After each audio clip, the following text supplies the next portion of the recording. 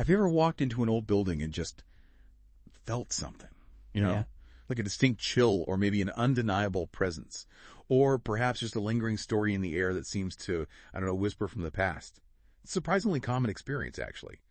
And for a lot of people, it sparks this real wonder about the unseen, about what might stick around long after lives have been lived and, well, left their mark.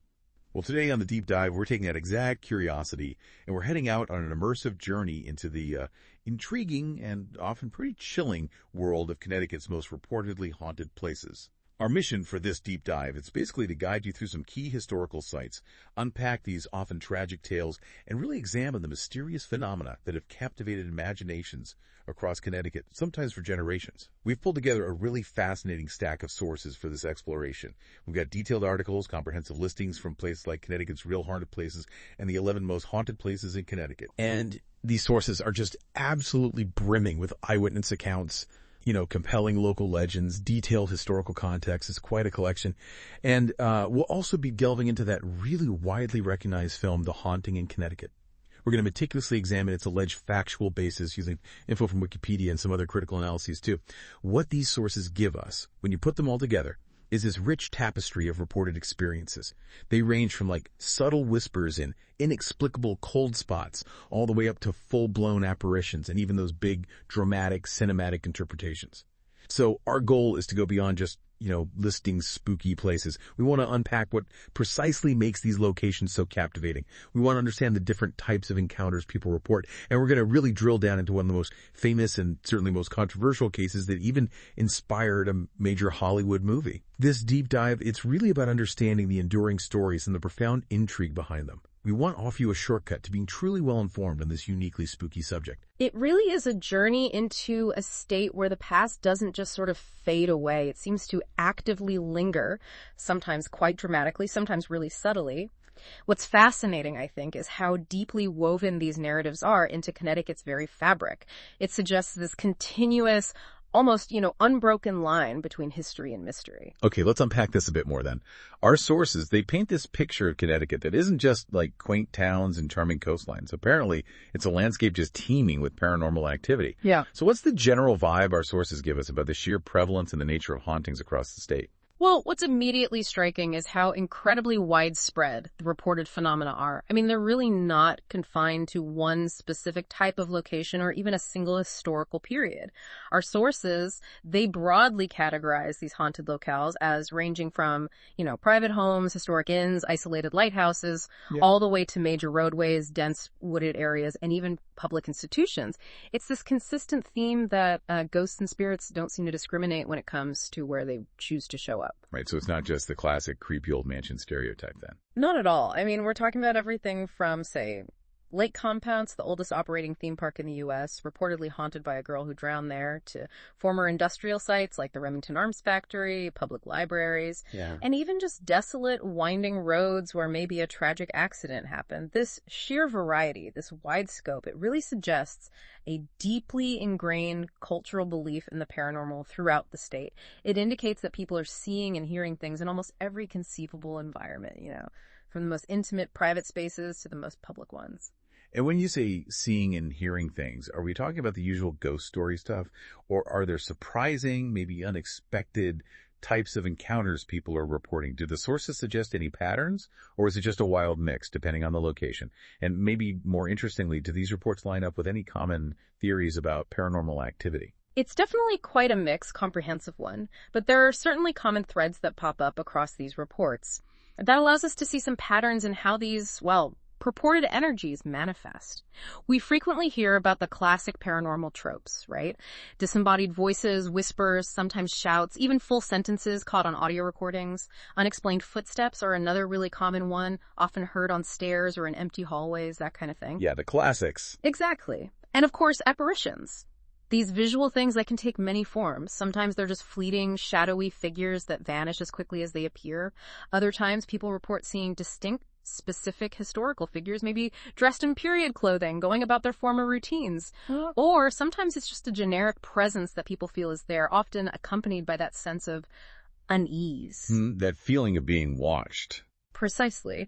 And beyond the purely visual, witnesses often report unsettling sounds. Not just voices, but also disquieting laughter, the sounds of crying, even screams, particularly in places with a known history of suffering. Physical sensations are also really common, those sudden, inexplicable cold spots that just appear out of nowhere. Oh yeah, I've heard about those. Or that unsettling feeling of being touched by something unseen, like a brush of hair against your skin, or a gentle nudge when no one's there. Okay, that's definitely creepier. And then you get the more dramatic, almost poltergeist-like stuff. Our sources mention objects moving on their own. Think beds becoming unmade when no one's near them, pianos playing by themselves. Yeah, no, seriously. Seriously. Pianos playing, doors opening and closing, even electronics like TVs turning on or off without anyone touching them. What's really interesting, though, is how modern technology has kind of woven itself into these traditional ghost stories. Electronic voice phenomena, EVPs, right, where you capture voices on audio. Those are frequently mentioned as evidence now, especially in places like, say, the Undercliff Sanatorium or Guntown Cemetery, where investigators are actively looking for them. Similarly, orbs, those weird spheres of light that show up unexpectedly in photos, they're often cited as proof by people investigating these sites. Right, the photo evidence. Yeah, it suggests that active efforts are being made to document these experiences with modern tools. This blend of classic lore and, modern evidence collection is a recurring theme across a lot of the locations we're going to explore. It makes you wonder, if you're listening and you're curious about this stuff, what type of phenomena would be the most compelling for you? Would it be that subtle, spine-tingling chill of a cold spot, the kind that makes the hair on your arm stand up? Or would it be the more dramatic, undeniable sight of a full, fleeting apparition? It really covers the whole spectrum of what people imagine a haunting to be, from the super subtle to the utterly terrifying. This is where the sheer volume of specific accounts from our sources really comes alive. I mean, each location seems to have its own chilling narrative, its own cast of spectral characters, if you will, and its own unique set of reported phenomena. Let's dig into some of the most compelling ones, and maybe we can try organizing them by the type of location. That way we can see if there are any patterns or if certain histories tend to lead to similar kinds of reported activity. That's an excellent approach, yeah. It lets us explore whether specific environments, maybe ones steeped in really intense emotion, or particular historical events tend to manifest similar types of activity, or perhaps attract similar spectral presences. It helps categorize this huge tapestry of stories. Okay, let's start with a particularly unsettling category: hospitals, sanatoriums, and asylums. These places, just by their nature, carry a history steeped in suffering, often in really profound and prolonged ways. Our sources definitely emphasize that connection to alleged paranormal activity. Indeed. These are sites where intense human emotions, pain, trauma, they would have been commonplace, almost daily occurrences. That could potentially leave behind a powerful energetic residue, or what many people believe are lingering spirits. The sheer volume of suffering and despair tied to these institutions often makes them prime candidates for some of the most active hauntings reported. Okay, first up then, the Undercliff Sanatorium in Meriden. What do our sources tell us about this place? And why are its reported hauntings particularly poignant? This building, it has a particularly poignant and frankly heartbreaking history. It was originally built to care for children suffering from tuberculosis, which was just a devastating disease back then. Our sources indicate it's widely rumored to be quite haunted, and the specific reports are deeply unsettling precisely because of the age of the spirits reportedly involved. Children's spirits. Yes. Witnesses describe hearing these blood-curdling screams echoing through empty corridors, the distinct sounds of footsteps on floors that should be silent, and even seeing fleeting apparitions of young, sickly patients. Perhaps most heartbreakingly, there are frequent reports of the disembodied laughter and crying of unseen children. It's as if the echoes of their short, painful lives are still playing out within those walls. Oh, wow. That's rough. It really is. It's also a location where ghost hunters have frequently reported successfully capturing electronic voice phenomena, EVPs.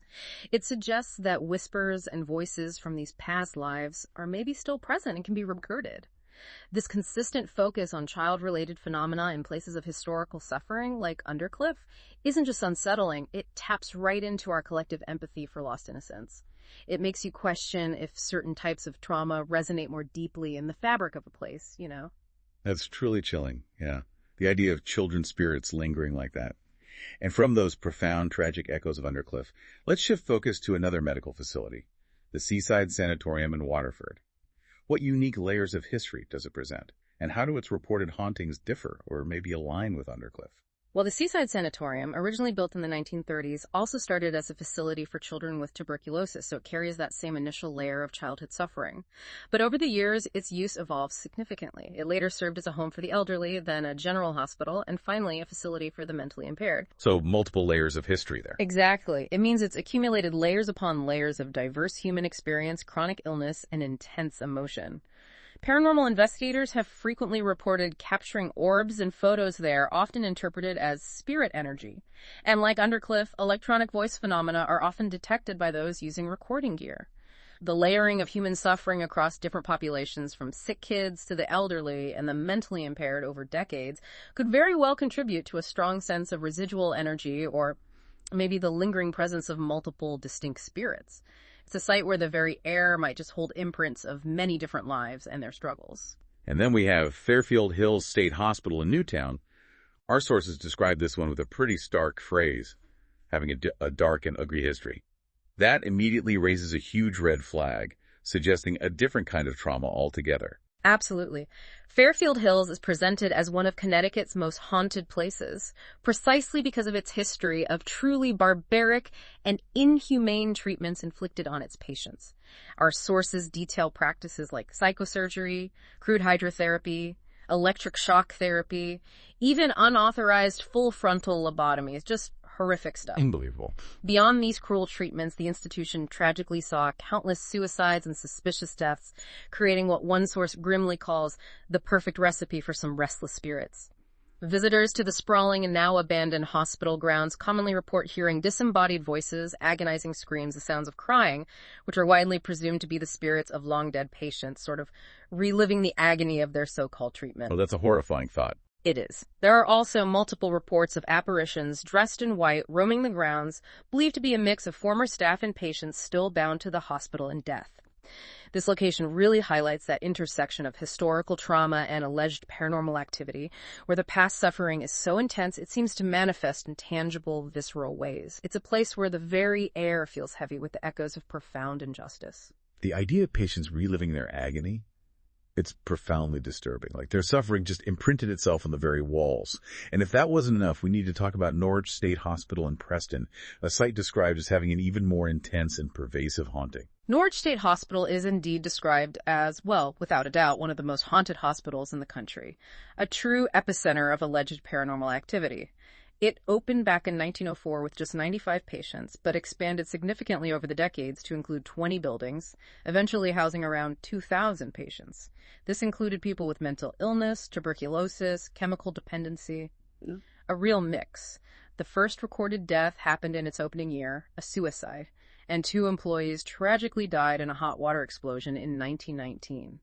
The hospital finally closed its doors in 1996, but its legacy, well, it continues. And where's the activity supposed to be strongest there? Our sources highlight that the most active spot within Norwich is notoriously the Salmon Building. This specifically housed the criminally insane patients and was described as essentially a prison with steel doors, barred cells. So maximum security was in the hospital. Exactly, and it's apparently not unusual at all to hear blood-curdling, disembodied screaming coming from this building, a chilling reminder of its former occupants. The history here is particularly grim. Many patients were reportedly subjected to truly barbaric practices, starvation, being packed in ice for long periods, savage beatings, even sexual abuse. That is awful. Given such extreme and prolonged abuse, it's considered a prime candidate for intense residual hauntings, where the energy of past events just replays, or even intelligent hauntings where conscious spirits might remain. Paranormal investigators have documented hundreds of unexplained events there. Things like the inconsolable sobbing of a woman, residual sounds from operating rooms like the beeping of long deactivated equipment or the rattling of unseen tools. Oh. They also report sudden, dramatic cold spots, doors slamming shut with unseen force, and hearing or even seeing what appear to be children running around. The link between such profound human trauma, especially institutionalized abuse, and the reported spectral energy here is, well, it's compelling. It almost suggests that the suffering imprinted itself so deeply that it continues to play out, a horrifying echo through time. That's a powerful and profoundly disturbing connection to think about, the idea that intense trauma can leave such an indelible mark. Okay, let's shift gears slightly. If we move from places of intense suffering to locations defined more by intense labor, confinement, or conflict, Our sources detail a number of factories, prisons, and military forts, each with their own chilling echoes of human struggle and sometimes tragic events. Exactly. These are different kinds of environments, but still places where human effort and often human tragedy reached critical points. The residual energy from events like industrial accidents or the harsh realities of prison life, or battles the sweat, the toil, the sudden violence, could be immense. It's a different kind of human imprint, often tied to hard physical realities and sudden, tragic ends. Let's start with the Remington Arms Factory in Bridgeport. This wasn't just an old building. It was a place of dangerous, grueling work, and our sources suggest it has a pretty grim legacy. That's right. The Remington Arms Factory, originally opened way back in 1867 as the Union Metallic Cartridge Company, was bought by Remington Arms in 1915. It expanded into this massive 73-acre manufacturing plant, employing over 15,000 people at its peak. It was a bustling weapons factory, right? And our sources note it was tragically closed in the 1980s due to, quote, myriad accidents, most of which were fatal. Myriad fatal accidents. Yeah. Yeah, that leaves a mark. Definitely. These industrial accidents left a truly grim legacy, and the building is considered a hot spot for spirits. Specific fatal incidents detailed include 2 employees who actually fell into a giant vat of molten metal, just a horrifying end. Oh, God. And 7 more died in a devastating 1942 explosion on the production floor, which also injured 80 others. Reports from the abandoned building describe it as a hot spot for spirits, with shadowy figures appearing and the distinct sounds of weapon factory work, the clatter of machinery, talking voices, yelling as if the factory is still somehow in full spectral operation. Like residual sounds of the work itself. Exactly. And it's strongly believed that these shadowy figures are the spirits of those who tragically perished in those very accidents. It ties the reported sounds and figures directly to the historical events. A chilling reminder of the human cost of industry back then. That makes perfect sense. The echoes of their final, maybe agonizing moments seem to just replay. Okay, next up. The Old Newgate Prison in East Granby. This one has a fascinating, almost unique history, having started as something completely different. The Old Newgate Prison has a truly unique and unsettling backstory. It didn't start as a prison at all, but as a copperhind way back in 1705. But its dark, subterranean tunnels were later repurposed. They converted it into Connecticut's first official state prison, operating from 1773 to 1827. This transition from a mine to a place of forced labor and brutal confinement creates multiple layers of potential historical activity and, frankly, immense suffering. Yeah, mining and prison life. That's a heavy combination. For sure. Our sources indicate it's a really popular site for paranormal investigations because of the sheer volume of reported activity. Phenomena include several distinct apparitions, and one really unique detail is reports of a ghostly tour guide that seems to lead visitors through the historic grounds. A ghostly tour guide. That's different. Isn't it? Beyond visuals, blood-curdling screams have apparently been heard from deep within the mine tunnels, and visitors have even reported the unsettling sensation of being touched by something unseen. A chilling physical contact.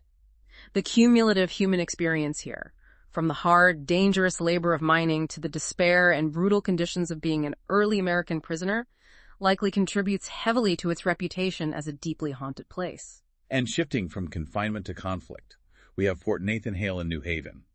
What makes this military fort haunted, and how does its history inform its spectral residents? Fort Nathan Hale is a site with a long, storied history of military engagement, especially during the Revolutionary War and the Civil War. And our sources report that strange happenings have been observed there for over 100 years. Over a century of reports. That's significant. It really is. That long duration of consistent reports suggests a deeply ingrained presence. Common sightings include glowing orbs of light, often seen as manifestations of spiritual energy, unexplained disembodied voices echoing across the grounds, and distinct apparitions of soldiers in period uniforms, maybe still standing guard, or perhaps reliving moments of past conflict. So, classic battlefield hauntings. Pretty much. It's a classic case of a war or conflict zone being associated with lingering spirits. Perhaps those who die in battle or during their service, whose sense of duty or maybe unresolved fate keeps them bound to the place. The persistence of these reports over such a long period suggests a profound historical imprint on the location, a battleground where the past is definitely not quite past. Okay, now let's explore some of the most intimate and personal spaces. Homes, inns, and homesteads. These are places where lives were lived, families were raised, and often personal triumphs and tragedies unfolded. This frequently leads to reports of very specific and lingering presences, right? Absolutely. These locations are particularly compelling because the reported hauntings often feel very personal, tied directly to the history of the occupants. It's unlike the more generalized suffering you might find in a sanatorium or the collective toil of a factory. They offer this glimpse into the domestic and personal lives that seem to continue to echo. Let's begin with this 1754 House Inn in Woodbury. It holds the title of Connecticut's oldest inn. With that kind of history, it must be just brimming with stories, spectral or otherwise. Oh, definitely. This inn, formerly known as the Curtis House Restaurant and Inn, has a well-deserved reputation as one of the country's most haunted inns, which maybe isn't surprising given its incredible age and continuous operation. Our sources tell us there are countless spirits said to haunt the sprawling building, with reports dating back over 200 years. Guests and staff have reported encountering a male entity dressed in distinct 17th or 18th century clothing, and even the spirit of a Confederate soldier who seems to favor the liquor room, interestingly enough. A Confederate soldier in Connecticut. Apparently so. There's also a playful female ghost known to disturb guests, maybe moving their belongings or making her presence felt. And the ghost of a former worker, Joseph Hardesty, is frequently mentioned, often seen going about his spectral duties. Beyond full apparitions, common occurrences include disembodied voices whispering from empty rooms, the distinct sound of footsteps on unoccupied floors, and that constant, unsettling feeling of someone else being in the room, even when it's empty. Yeah, that feeling. There's also an inexplicable, heavy feeling reported by many, a sense of oppression. And famously, on an episode of Gordon Ramsay's Hotel Hell, Ramsay himself, a man known for his fiery personality and skepticism, described experiencing uncontrollable fear while staying there. Gordon Ramsay. Scared. Wow. That's quite a ringing endorsement for a haunting. Isn't it? It adds a unique layer to the legend, makes you wonder what he actually experienced. The long and varied history of the inn, with its multitude of occupants, guests, roles, it's clearly created a rich canvas for these many reported spectral residents. Okay, moving on to the Yankee Peddler Inn in Torrington. What's its story, and who or what haunts its halls? The Yankee Peddler Inn, originally the Conley Inn, opened its doors in 1891 and has cultivated a pretty significant haunted reputation over the decades. Guests frequently report sightings of mysterious figures lurking in various rooms and hearing disembodied voices attempting to communicate, sometimes whispers, sometimes more distinct.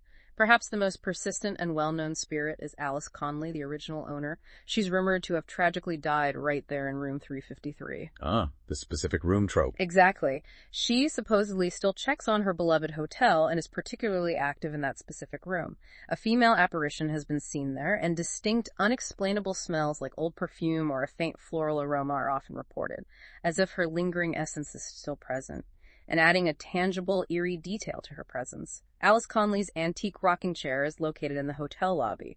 It has been witnessed rocking on its own volition many times, often without any discernible draft or external force. Oh, the rocking chair. Yeah, it's so well known for this activity that there's actually a sign warning guests not to sit on it. This attachment of a spirit to their former business or home is a classic haunting trope, made all the more compelling by that physical object, a rocking chair that seems to have a life of its own. A rocking chair with a warning sign, that's definitely a detail that sticks with you. A very pragmatic approach to dealing with a ghost. What about the Talcott House in Westbrook? This one has a strange recurring element tied to its history, apparently. The Talcott House has a particularly unsettling history, strangely tied to fire. Our sources indicate that the original owner was allegedly killed in a fire within the home, and eerily, the building reportedly caught fire again during a recent renovation, almost as if the past tragedy was destined to repeat itself. That's weird. A fire connection. Very weird. And this recurring element of fire seems to be linked to the strange happenings within its walls. Specific reports from the house include beds becoming inexplicably unmade even when untouched, the distinct sound of ragtime music playing from the vents when no source is apparent. Ragtime music. From the vents? That's the report. And a piano that plays on its own in the dead of night. The combination of a tragic, recurring event like fire and these very specific, intimate, domestic phenomena creates a truly unique and unsettling atmosphere within the home.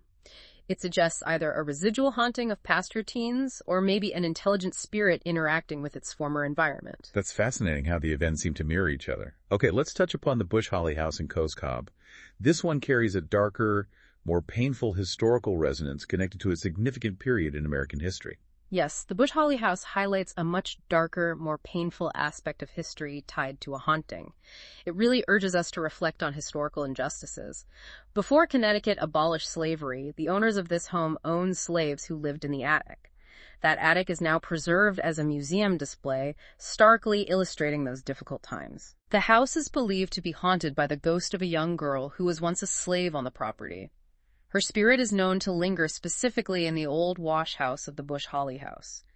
This haunting serves as a profound and somber reminder of historical injustices and prompts deep reflection on the painful past of slavery in America.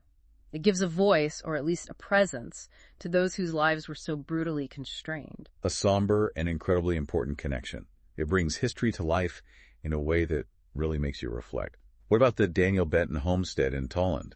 This one sounds like it might involve a tragic love story. The Daniel Benton homestead, a historic structure dating way back to 1720, was home to 6 generations of the Benton family, so centuries of personal history accumulated within its walls. The haunting here is tied to a very specific and tragic historical narrative. Daniel Benton's grandson, Elisha. Elisha was captured while fighting the British in the Revolutionary War and unfortunately caught smallpox on those brutal British prison ships. Oh, terrible conditions on those ships. Horrific. When he finally made it home, gravely ill, he was nursed tirelessly by his true love, Jemima Burroughs, who was actually 12 years younger than him. It is Elisha who is rumored to be one of the possible hauntings here. It suggests a spirit lingering due to an unfulfilled or tragically cut short life and love. A poignant echo of a personal sacrifice and a love lost too soon. His presence serves as a reminder of the personal toll of war and disease centuries ago. And speaking of historical figures in the Revolutionary War, the Nathan Hale homestead in Coventry is also mentioned as a site of lingering spirits. Nathan Hale, the famous spy. Yes, the Nathan Hale homestead is reportedly haunted by several layers of historical family figures. It truly embodies the idea of a family home where the past occupants never truly leave. Nathan Hale's father, Deacon, who lived there until his death in 1802, is rumored to haunt the property.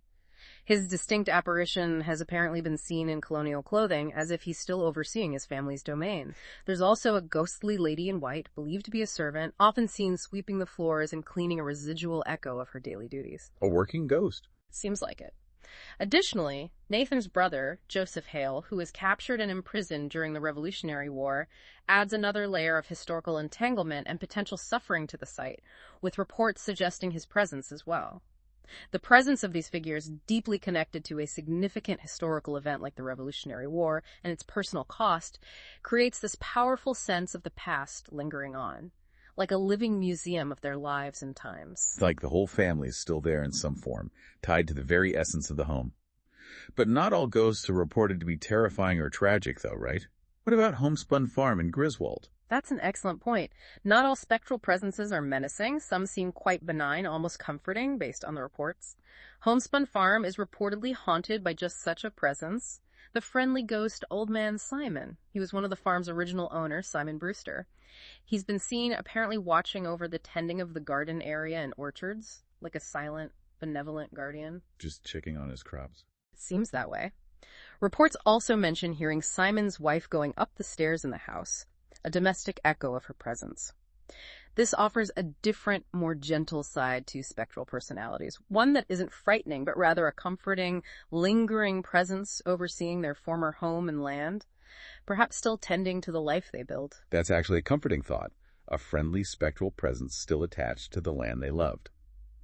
Okay, we also have the Boardman House Inn in East Haddam and the Milford Historical Society, which both connect history and haunting in their own ways. Right. The Boardman House Inn, a charming bed and breakfast in the Connecticut River Valley, has a very specific and almost, genteel haunting. The apparition of a distinguished-looking man in period clothing who is often spotted smoking a cigar in the library. Smoking a spectral cigar. That's the story. It suggests a more relaxed, perhaps even contemplative spirit who enjoys his former comforts, a very particular and refined haunting. As for the Milford Historical Society, it's a fascinating complex made up of 3 distinct colonial buildings, and all of them are believed to be haunted. The Eels Stowe House, the oldest of the 3, is rumored to be haunted by Captain Stephen Stowe. Who was he? He was a heroic town doctor who died back in 1777 after selflessly caring for 200 soldiers suffering from smallpox during the Revolutionary War. Visitors reportedly feel his presence, a sense of quiet dedication, and some even claim to see his apparition, perhaps still looking after his town. The connection to a figure of such great sacrifice and heroism adds a different, more respectful dimension to the haunting, almost like a tribute. Okay, shifting gears again. From the relative stillness of historic homes and public spaces, let's move to the vastness of natural landscapes, isolated lighthouses, and winding roads. Our sources highlight haunts in what might seem like the most unexpected, isolated, and almost ethereal settings. These places often combine striking natural beauty with chilling tales of past tragedies. Yeah, these are sites where solitude and nature really intertwine with human tragedy, often creating a very atmospheric and unique type of haunting. The isolation itself can heighten the sense of otherworldliness, making any reported phenomenon feel particularly profound or eerie. It's where the environment itself seems to become a canvas for the lingering past. Let's look at Penfield Reef Lighthouse in Fairfield. Lighthouses always seem to have that romantic yet often tragic quality about them, don't they? They really do. The Penfield Reef Lighthouse, a striking structure completed in 1874, is famously believed to be haunted by its former lightkeeper, a man named Fred A. Jordan.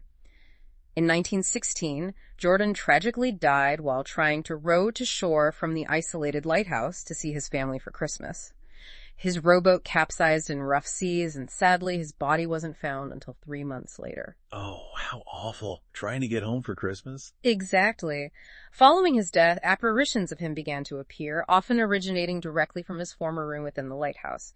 His voice and footsteps have also apparently been heard by subsequent lightkeepers and visitors, a testament to his lingering presence. What's compelling here, beyond the tragedy, is that some believe Jordan's spirit actually serves a benevolent purpose. They think he actively prevents damage to the lighthouse during storms, almost as if he's still performing his duty from beyond the grave. Protecting his lighthouse. That's the idea. It adds this protective, almost loyal element to a classic tale of a dedicated worker whose spirit lingers on, tied to his commitment. That's a poignant kind of loyalty, even in death. A dedication that transcends life itself. What about the New London Ledge Light? This one sounds like it might be a more active, almost disruptive spirit. The New London Ledge Light, dating to 1909, is reportedly haunted by a lightkeeper known simply as Ernie. Legend has it that Ernie tragically took his own life, apparently cutting his throat and jumping off the upper level after finding out his wife was having an affair and leaving him. Oof. A very dark end. Very. His despairing spirit is said to remain actively within the lighthouse, engaging in what are described as poltergeist-like phenomena. Reports from those who have stayed there include mysterious knocking sounds at night, doors opening and closing on their own with no one present, Creepy. sheets being pulled off beds in the middle of the night, and even TVs turning on and off by themselves. It's described as a particularly active and tragic haunting, with a very direct and dramatic connection to a violent and despairing death. It suggests an unresolved emotional turmoil that continues to manifest in these physical ways. Those kinds of interactive hauntings are always particularly unsettling, aren't they? A real invasion of your personal space. Okay, now, let's talk about some of the haunted roadways. Jeremy Swamp Road in Southbury has a particularly eerie detail that gives me chills just thinking about it. Jeremy Swamp Road is widely believed to be haunted by the ghost of a woman who was tragically hit by a car and killed while walking along the road. Her spirit is said to linger perpetually in the area. Drivers have reported seeing her apparition not only on the side of the road, which is a common road ghost trope, but, chillingly, in the backseat of their own cars as they drive past. Wait, in the car with them? In the car with them! Imagine looking in your rearview mirror and seeing an unexpected ghostly passenger. Nope. Don't want to imagine that. Right. In addition to these terrifying visual sightings, other reports include eerie, unidentifiable noises and sudden, inexplicable cold spots that appear even on warm nights. The apparition appearing inside a moving vehicle is a particularly intimate and terrifying detail that takes the road haunting to another, much more personal level of fright. That would certainly make for a very uncomfortable commute, to say the least. And then there's Whirlwind Road in Wallingford. What's the story behind its resident ghost? Whirlwind Road, despite featuring gorgeous views of open fields and picturesque estates that kind of belie its eerie reputation, is home to its own specific resident ghost.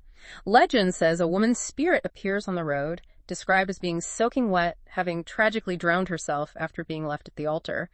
She's said to appear suddenly and then just vanish once a car passes her. Ah, the jilted lover trope. A very specific, melancholic, and tragic version of it, yeah. Highlighting a moment of profound personal despair and heartbreak eternally linked to that landscape. a haunting born of a broken promise and a desperate act. A unique and melancholic tale indeed. What about Sawmill City Road in Shelton? This sounds like a more subtle, yet equally unsettling haunting. Sawmill City Road is described as a long, curvy, and exceptionally dark stretch that runs parallel to the Means Brook Reservoir. It makes for a truly atmospheric setting, especially after dusk. Here, witnesses have consistently reported seeing shadowy figures darting quickly from tree to tree along the roadside, as if observing or even following passing vehicles. Shadow figures, always creepy. Yeah, and what's intriguing is that these apparitions reportedly increase in frequency and intensity during the warmer months, suggesting some kind of seasonal pattern to their activity. It's a more ambiguous, shadowy haunting, heightened by the dense natural environment and the inherent darkness of the road. It creates this pervasive sense of being observed by something unseen from the woods, a place where the shadows themselves seem to hold secrets. And if that's not enough to keep you on edge while driving, there's Hell Hollow Road in Voluntown. That name alone promises something chilling. Hell Hollow Road, yeah, it's a narrow, winding path running along Hell Hollow Pond. It's believed to be haunted by the tragic spirit of a young girl named Maud, who was reportedly murdered in the area. Reports of blood-curdling screams are frequently heard echoing through the hollow, particularly at night. These are widely believed to be Maud's spirit crying out, perhaps reliving her final moments, or maybe seeking justice.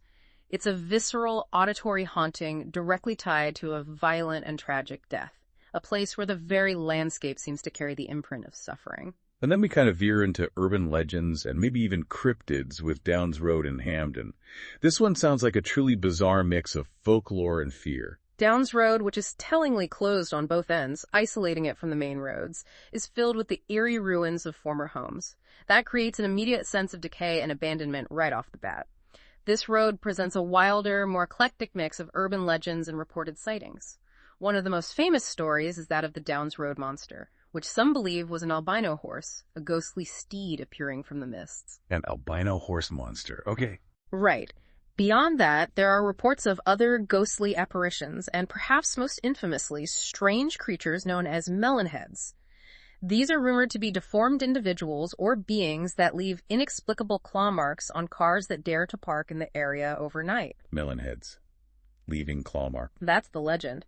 This location truly blurs the lines between traditional hauntings and local folklore. It creates this pervasive sense of a truly cursed or strange area where the unknown lurks just beyond the periphery of human understanding. A truly bizarre and unsettling mix of tales, yeah. Yeah. Makes it a place to approach with extreme caution, I'd imagine. What about Charles Island in Milford? This one sounds like something straight out of a pirate movie. Charles Island definitely has that adventurous, mysterious vibe. It blends historical figures with supernatural curses quite effectively. It was reportedly visited by the famous pirate Captain William Kidd back in 1699, and legend says he buried a portion of his vast treasure there, maybe beneath a giant boulder known as Hog Rock. Pirate treasure. Exactly. The lore states that Captain Kidd supposedly laid a powerful curse on anyone who dared to go looking for it, ensuring his bounty remained undisturbed. But the island carries another, even older curse as well. It's said to have been cursed by the Paugussett tribe, who were angered and sought spiritual retribution when European settlers unjustly took up residence on their sacred lands. Wow, double cursed. Pretty much.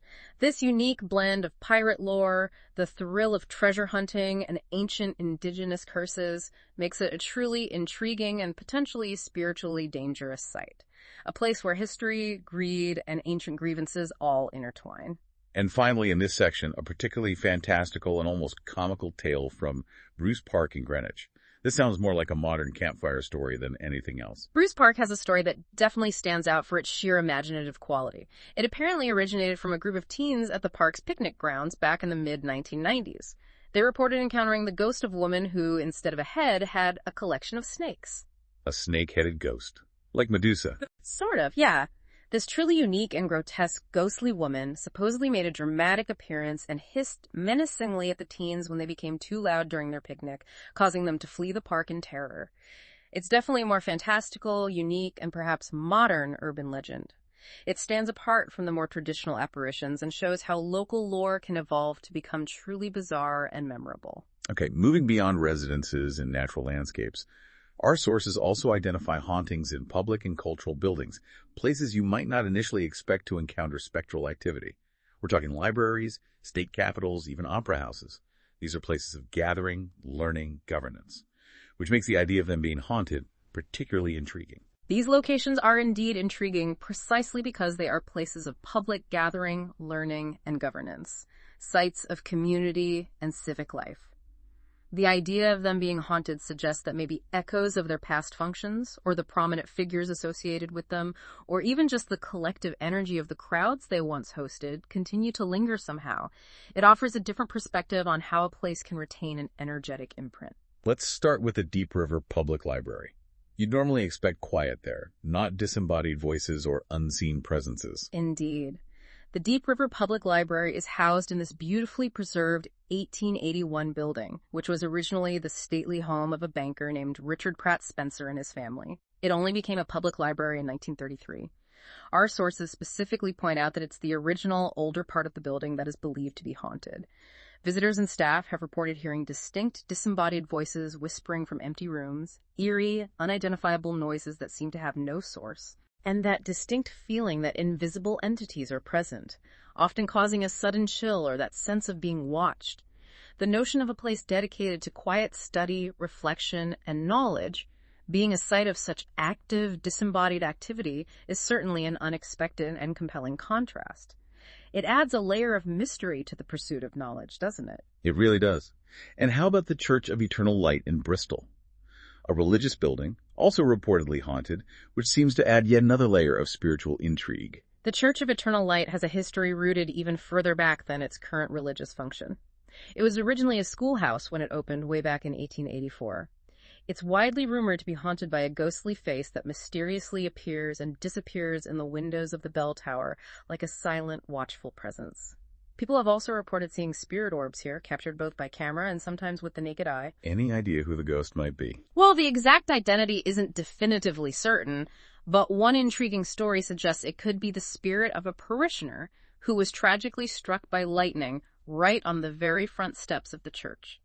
A dramatic and sudden death that may have bound their spirit to the sacred ground. This adds that layer of mystery and potential tragedy to a religious building, making you question the nature of peace in the afterlife. And we have a truly significant public building, the Connecticut State Capitol in Hartford. If anywhere would hold on to the echoes of powerful figures, you'd think it would be a place of governance like that. Absolutely. The Connecticut State Capitol, a striking Victorian Gothic building that just exudes historical gravitas, is widely believed to be haunted by its former governor, William Buckingham, who died back in 1875. There's a prominent bronze statue of him near the west entrance, and he is reportedly quite particular about his haunt. It's been reported by staff that he seems to favor room 324 the most. Room 324. Very specific. In that room, staff have consistently experienced inexplicable cold spots and witnessed his apparition, often appearing suddenly and then vanishing. The distinct sound of his footsteps are also frequently heard by staff throughout the building, especially in the quieter hours, as if he's still making his rounds, overseeing the affairs of the state. Still on the job. Seems like it. It's a classic example of a significant public building being haunted by a figure of historical importance, perhaps still overseeing his former domain. His presence, a constant reminder of the state's past. That's a powerful connection to history, yeah. A governor still on duty, even in death. What about the Hartford Conservatory? This sounds like maybe a more artistic haunting. The Hartford Conservatory has gained some notoriety in the paranormal community. It was even featured on TV's popular show Ghost Hunters, which brought its alleged activities to a wider audience. Strange occurrences here include doors slamming shut suddenly with no one nearby, the distinct sound of classical music being played on a piano when no one is present. The phantom piano again. It's a recurring theme. Also, a stubborn light fixture that mysteriously refuses to stay turned off despite all attempts, and the elegant apparition of a woman in a Victorian dress, sometimes seen gliding through the halls. The presence of classical music, possibly a residual haunting from past performances or lessons that have deeply imprinted themselves on the building, is a particularly compelling and evocative detail for conservatory. It suggests that maybe passion for art can transcend time. And finally, a grand old theater, the Sterling Opera House in Derby. Theaters are often said to hold on to the spirits of their performers, aren't they?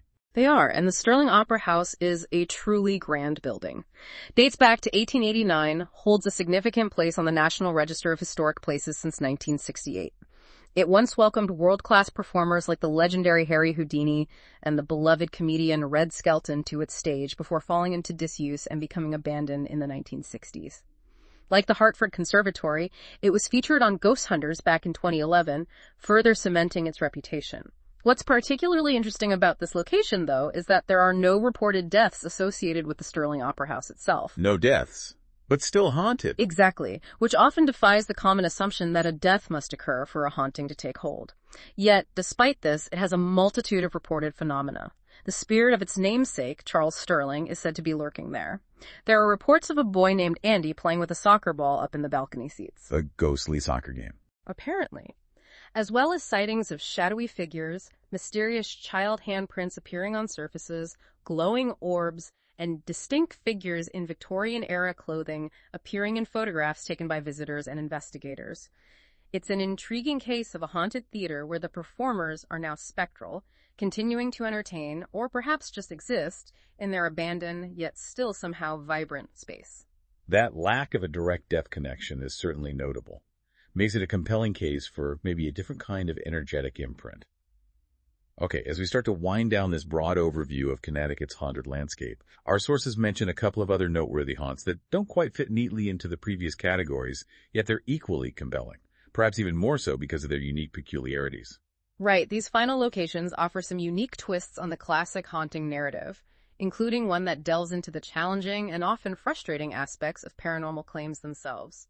It really blurs the lines between true mystery and human interpretation. Let's talk about Velvet Street in Trumbull, which has that truly evocative nickname, Dracula Drive. That name alone sets a mood of gothic dread, doesn't it? Velvet Street, or Dracula Drive as it's more famously known, is certainly evocative. It's described as a curvy, extremely dark road, now surrounded by dense woods, making for a really chilling atmosphere, especially at night. It's rumored to be haunted by a group of former patients from a nearby mental hospital that once operated in the vicinity. The combination of its eerie nickname, the challenging, isolated terrain, and that unsettling link to former asylum patients creates a particularly chilling and atmospheric setting. So what do people report there? Drivers on this road have reported a profound sense of unease, inexplicable cold spots, and even fleeting glimpses of figures darting between the trees, perhaps the lost souls of those institutionalized individuals who were once bound to that area. And then there's Lindley Street in Bridgeport. This one has a truly fascinating, almost cautionary tale about the nature of paranormal claims themselves. Lindley Street is tied to what our sources call a horrific story, and it gained notoriety as one of the most documented haunted cases in Connecticut's history, following a particular dramatic poltergeist situation back in 1974. The family living there reported just a barrage of inexplicable phenomena, objects flying across rooms, furniture moving on its own, strange sounds, even physical attacks. The case attracted immense media attention, and paranormal investigators flocked there. Sounds intense. But what's the cautionary part? Well, the crucial, fascinating detail here is that the entire sensational poltergeist occurrence was later widely said to be a hoax. The children reportedly confessed to fabricating much of the activity. So it was faked. Largely, yes. However, and this is where it gets truly complex, despite the extensive debunking efforts, many events that took place could not be explained by conventional means. This leads some to still believe in an underlying haunting, even if parts were faked. This highlights a very important question that really permeates the whole field of paranormal investigation. It directly introduces the theme of skepticism and the inherent challenge of definitively proving paranormal claims, even in cases that receive significant documentation and widespread attention. It forces us to consider that fine line between genuine mystery, psychological factors, and outright human fabrication. It leaves this really unsettling ambiguity. That's a perfect segue into our next segment, actually, because it really raises that important question. How do these individual stories, even the disputed ones like Lindley Street, become cultural phenomena? It challenges our understanding of truth and narrative. Now, let's turn our attention to arguably the most famous and perhaps most debated haunting in Connecticut, the Snedeker House, the one that became the subject of that major Hollywood film. What's the full detailed story here, and how did it capture so much attention, becoming this kind of benchmark in modern paranormal lore? This case, the Snedeker House, it's really a quintessential example of how alleged paranormal activity can just transcend local legend and become a national, even international conversation, especially when you get well-known paranormal investigators like Ed and Lorraine Warren involved. It became a cultural touchstone for haunted house narratives. The story begins back in 1986. The Snedeker family, that's Carmen and Al Snedeker, their sons Matt and Billy, and nieces Wendy and Mary, moved to Salington, Connecticut. They were apparently facing considerable financial difficulties after their eldest son Matt was diagnosed with Hodgkin's lymphoma, a really serious illness. The house they rented, which seemed like just an ordinary home, was chosen primarily because it was conveniently located near the hospital where Matt was getting his intensive cancer treatment. This practical necessity, ironically, led them directly into what they would vehemently claim was a terrifying and prolonged supernatural ordeal. So what was the first sign something was off? The initial discovery that really set the stage was made by the father, Al. To his shock and dismay, he apparently came across a number of embalming tools, mortuary implements, and dissection tables down in the basement. Wait, in the basement of their rental home? In the basement. It turned out, to their horror, that the home had actually been used as a funeral home and mortuary for a number of years before they moved in, a detail that wasn't disclosed when they rented it. Wow, okay. That's a big omission. Huge. Young Matt, maybe drawn by a morbid curiosity or perhaps just needing a private space during his difficult treatment, chose the basement as his bedroom. It was there, amidst this unsettling environment, that he discovered a locked mortuary door, a direct portal, as it were, to the building's grim past. This seemingly innocuous detail of its former function proved to be a profound catalyst for the events that allegedly followed. So things started happening pretty quickly after that. Carmen, the mother, initially experienced what she described as relatively minor occurrences. Items going missing only to reappear later, hearing strange, unexplained sounds around the house, stuff typical of many older homes. However, shortly after they moved in, the activity reportedly rapidly intensified and became much more sinister. The children began to report seeing strangers' distinct apparitions walking around their home, sometimes even engaging with them. This was particularly distressing for Matt, who, while already undergoing the physically and emotionally draining chemotherapy, reportedly began to experience severe personality changes. He grew increasingly erratic and aggressive. Personality changes linked to the house. That was the family's belief. During one intense episode, he allegedly attacked his cousin with the intent to rape her, a shocking and violent turn.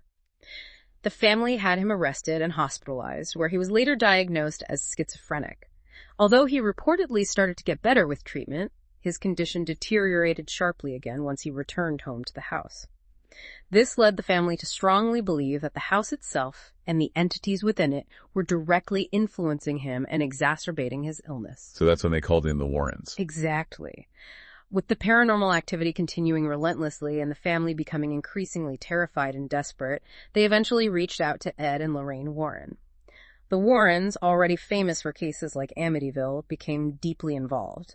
They asserted publicly that the house harbored powerful and malevolent supernatural forces.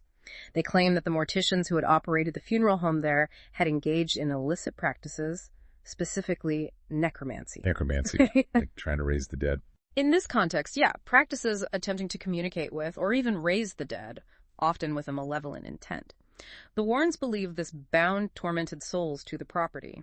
According to the Warrens and the Sniggers, an exorcism was eventually performed to clear the house of these entities. A dramatic climax. Carmen Snigger's claims and the Warrens' sensational investigation were later dramatized in various TV series, like A Haunting Paranormal Witness, Mysteries at the Museum. This significantly amplified the story's reach and really cemented its place in popular culture as this truly terrifying and supposedly authentic haunting. Okay, so with all that intense backstory, what does this mean for the film adaptation? How did Hollywood interpret these alleged events? And what did they choose to emphasize, knowing that Hollywood often takes, let's say, significant liberties with true stories for dramatic effect? You're absolutely right. Hollywood's interpretation is a critical lens here. The film, The Haunting in Connecticut, came out in 2009 and prominently claimed to be based on true events experienced by the Snedeker family. However, the plot, while definitely drawing from the family's reported experiences, significantly dramatized and embellished them for cinematic effect. It added elements that went far beyond the original accounts, presumably to heighten the horror. So what were some of the key plot points in the movie version? In the film, a character named Sarah Campbell rents the house for her son Matt's cancer treatment. The family moves in. Matt chooses the basement bedroom, finds the locked mortuary door that part aligns, but the film quickly escalates Matt's experiences. It shows him having these intense, disturbing visions of an old man and horribly mutilated corpses. His father, Peter, later learns it was a funeral home mortuary. Matt confides in a Reverend Nicholas Popescu, another hospital patient, who advises him to try and discover what the tormented spirits want. Okay, adding a helpful Reverend character. Right. Matt's visions intensify, culminating in this particularly gruesome scene where the family finds him scratching at the walls with his own bloodied fingers, as if possessed. The children then uncover old photographs depicting a young man named Jonah, who features in Matt's visions participating in dark seances within the house. The backstory revealed in the film is that the funeral home was operated by this sinister figure named Ramsey Aikman, who conducted psychic experiments using Jonah as a powerful medium.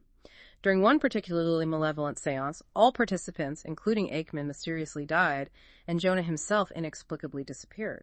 So the film introduces seances and a specific villain, Aikman.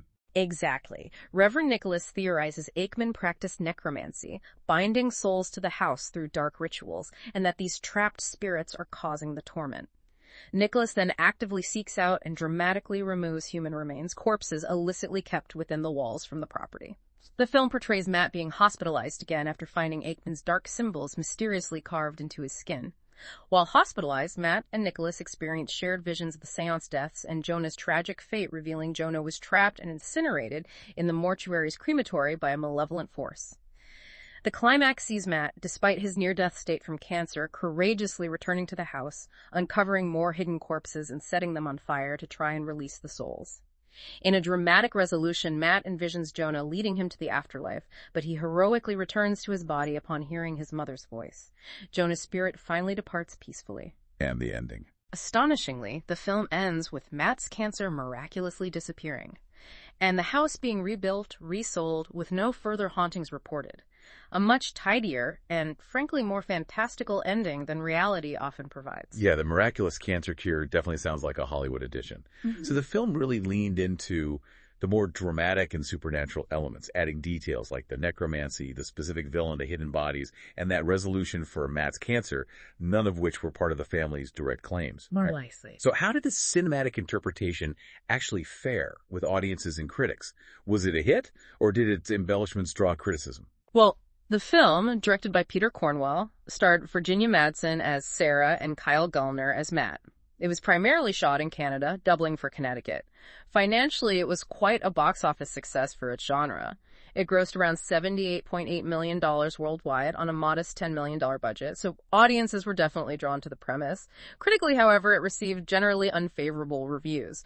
On Rotten Tomatoes, only about 17% of critics' reviews were positive. Similar low scores on Metacritic reflected a general critical disappointment. What were the main criticisms? Critics often cited its reliance on familiar horror cliches and an overuse of jump scares as its primary weaknesses, suggesting it lacked originality. Reviewers like Justin Chang from The Hollywood Reporter called it a grimly afferent but largely uninspired haunted house chiller. James Berardinelli noted it offered occasional shivers but ultimately lacked a compelling original narrative.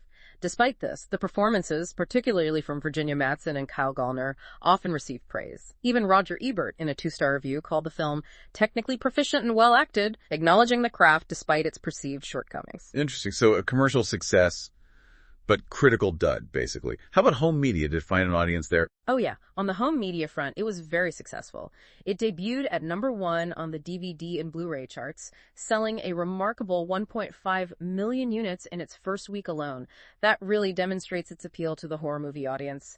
The extended edition DVD included things like 2 audio commentaries, deleted scenes, and several featurettes. 2 Dead Boys, Making of the Haunting in Connecticut, The Fear is Real, Reinvestigating the Haunting, Memento Mori, The History of Post-Mortem Photography. These bonus features often included commentary from parapsychological researchers, suggesting an effort by the production to lend a sense of authenticity and factual basis to that true events claim, even amidst all the critical skepticism. Okay, so if we connect this back to the bigger picture, that factual basis claim really became a major point of contention, didn't it? It highlights that often blurry and debated line between paranormal claims and verifiable reality. What did skeptics and others, particularly those involved in documenting the original story, have to say about the truth behind the Snedeker House haunting? This is truly where the story gets even more complex and raises significant questions about what constitutes truth in paranormal investigations and media representations. The film's promotional material explicitly claimed it was based on true events, which naturally set up an expectation of authenticity for audiences.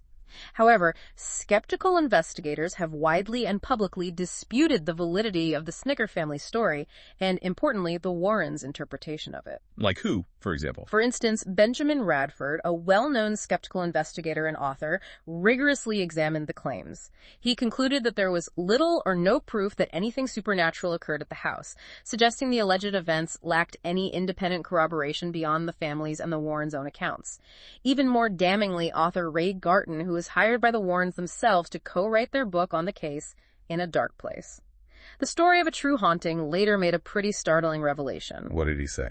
Garton stated publicly that he was actually instructed to make up material to create a more compelling narrative by the Warrens. He recounted being told by Lorraine Warren to simply make up the rest when he couldn't find evidence for some of the more sensational claims. Wow, that's a big deal, coming from their own writer. It's a huge disclosure, yeah. It directly challenges the veracity of the initial claims presented by the Warrens and really questions the integrity of their documentation process. Similarly, researcher Joe Nickel, a prominent figure in skeptical inquiry, dismissed the entire Snedeker case as a hoax. He further observed that some of the Warrens' collaborators later admitted being encouraged to fabricate incidents for dramatic effect, especially after Ed Warren's death in 2006, when these stories were increasingly commercialized. This kind of dispute forces us to critically examine how true story claims are often dramatized and sensationalized, particularly for entertainment purposes. It blurs those lines between fact and fiction. It raises crucial questions about the ethical responsibilities of those who present such stories, particularly when they influence public perception and belief in the paranormal. For you, the listener, this entire controversy serves as a valuable lesson in critical thinking. It urges reflection on the role of narrative and entertainment versus factual accuracy, especially in the realm of the paranormal where definitive objective proof is just so elusive. It compels us to consider the power of suggestion, the role of pre-existing beliefs, and maybe the human desire for a good story, even a terrifying one. Okay, so after diving so deeply into all these stories, from the sanatoriums to the roads, the ends, and this really controversial Snedeker case, what stands out most to you? It's abundantly clear that Connecticut has firmly cemented its place in the annals of alleged paranormal activity.